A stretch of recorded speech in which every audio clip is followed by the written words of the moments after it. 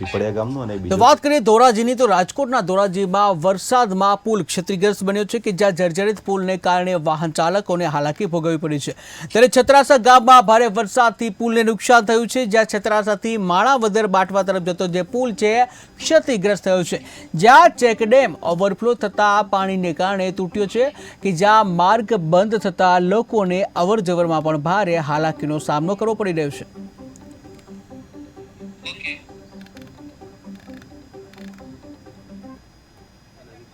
રાજકોટ જિલ્લામાં જે રીતે ભારે વરસાદ પડ્યો હતો તેને લઈને ધોરાજી તાલુકાના છત્રાસા ગામમાં છે તે અત્યારના ચેક ડેમ છે તે થોડાક દિવસ પહેલા છે તે ઓવરફ્લો થતા જે ઉપરવાસમાં ભારે વરસાદને કારણે ચેક ડેમ છે તે નદી નાળાઓ છે તે છલકાઈ ગયા હતા, તેને લઈને જે પુલ છે તે ધોવાણ થઈ ગયું છે, જોઈ શકાય છે સાવ બિસ્માર હાલતમાં છે। ત્યારે આપણી સાથે અહીંના ખેડૂત છે તેમની સાથે વાત કરશું।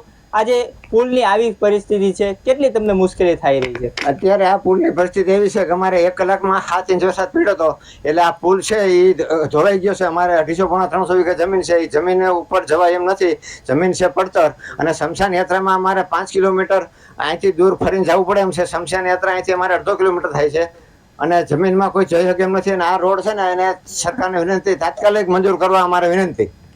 કયા કયા રસ્તા અહીંના રસ્તા લાગે છે ડુંગરી, ઝાપોદર, નરેડી, બાટવા, કુતિયાણા અને છત્રાસા ગામને માણાવદરનું હટાણું છે, તો આખું ગામ અત્યારે માણાવદર જઈ શકે તેમ નથી।